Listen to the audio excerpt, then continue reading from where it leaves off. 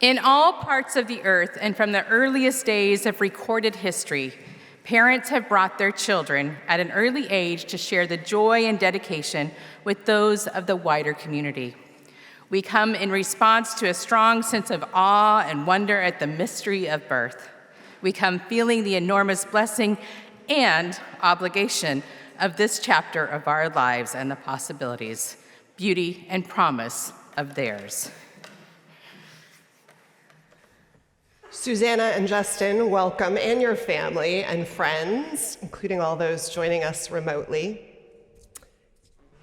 It's wonderful to have you here today. I know it was important to both of you that the service take place in the wider community, with the congregation present, and that was because you, Susannah, in your childhood in the Nantucket UU Church, found a place that was important to you and that held your family with steadfastness and love through the good days and the tough ones. And because of this, a community that's guided in values and grounded in love is something that you wanted also for Ellen. So I'm going to invite you to join me up here, and if the godparents want to join too, they can. I know you want them close from the beginning, and so let's do that.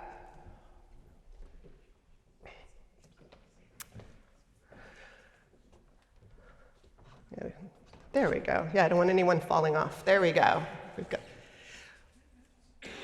Well, their daughter was very eager to be in the world. As complicated as this world is right now, Ellen came 7 weeks early.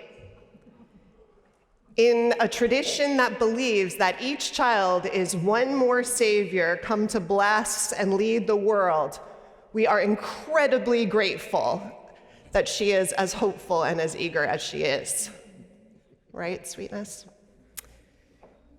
Eager as they may be, however, children come into this world naked of body and mind and spirit, naked of knowing and dependent and helpless.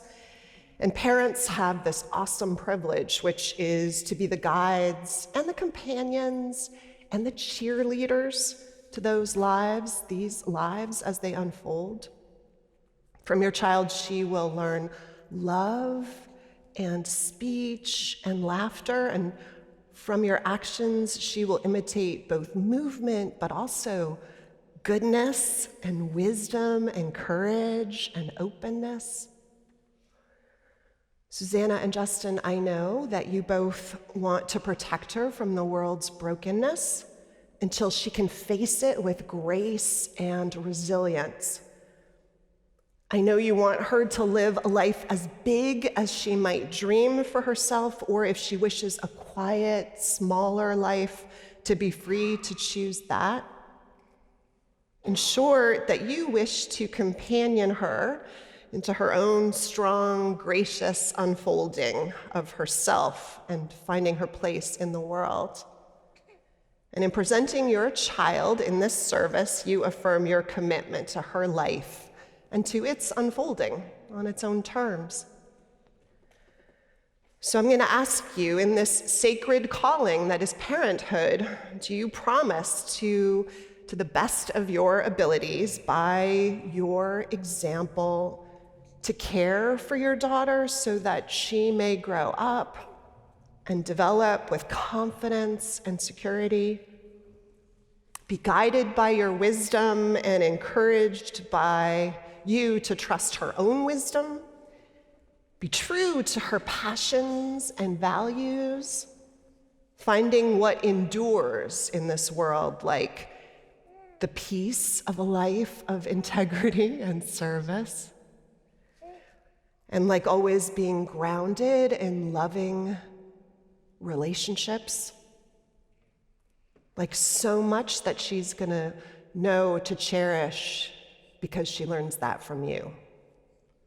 So do you promise to show your daughter all that you know of a life that endures with joy and meaning? If so, please say, we do. We do. Good. It is not possible in this complex world for any parent to raise a child alone. And all children need to know they are caught up in the web of life that will hold them firm and give them examples of the landscape and of lives and life choices they can make as they form their own vision of good, rich, meaningful life. Ellen is blessed with layers of community to support her. Let me recognize them. I'll ask you who are part of these layers of her support to stand as I say your names and remain standing. The godparents are already standing. So Liz and Tyler, thank you for being up here. You each have been chosen because of who you are as people and your connection to Ellen's parents. You both, along with the Blanchard family, I would ask to please stand, will have a special role in Ellen's life as a steady presence, guide, and another guarantor of her care and safety in this life. Thank you for being willing to take on this sacred trust.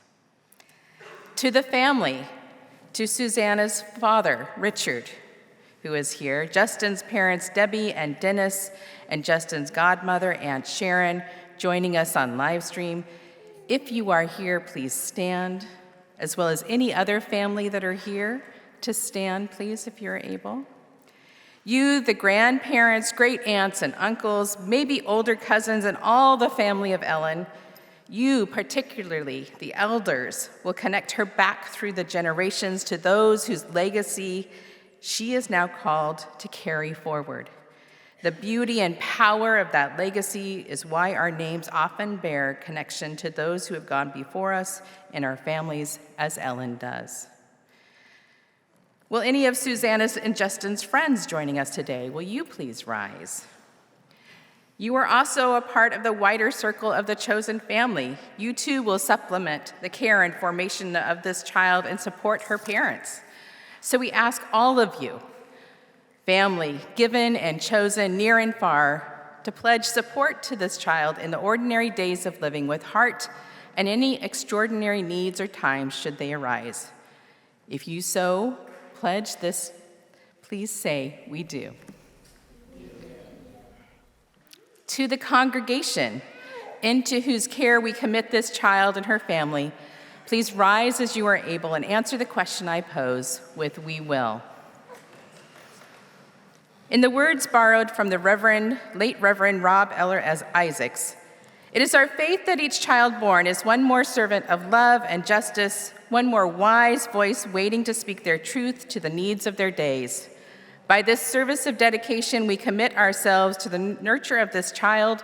We will strive to love and cherish her in times of struggle as well as gladness.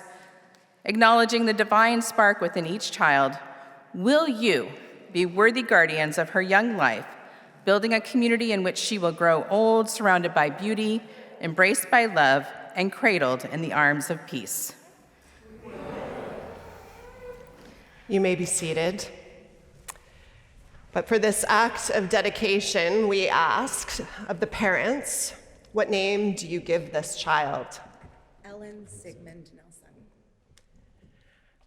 Ellen Sigmund Nelson, the water we bless you with today is both from our community's annual ingathering and mixed at your wishes with water from Sconset Beach in Nantucket, where Ellen will be blessed again this summer, and from Wisconsin lake water sacred to her father. So with the touch of this water drawn from so many sacred sources and the gift of this flower, which is the symbol of the unfolding of a beautiful life, we welcome you into the fellowship of all souls and a life made beautiful whenever it serves truth and righteousness and love. So we touch your brow to bless your thoughts, your mouth, oh, if we can get to it, to bless the words that you speak in your life, and your hands to bless your deeds. Our lives are promised with you in this life, all of us. May those who you love and who love you be forever blessed. I love the reaching for the unfolding of a beautiful life. Like, that is great symbolism, isn't it? May those who love you and you love be forever blessed by the gift that is the gorgeous and courageous and yearning unfolding of your life into this world that you rushed to enter. Blessings be upon you. And now may I present to this congregation and wider community, Ellen Sigmund Nelson. Let us show our jubilation in welcoming her.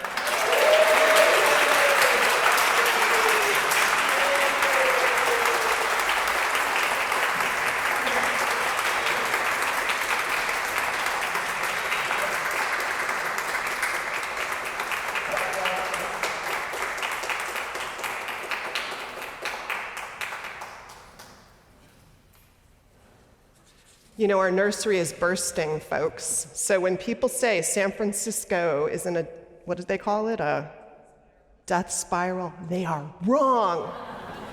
But don't tell them, because those people can stay away.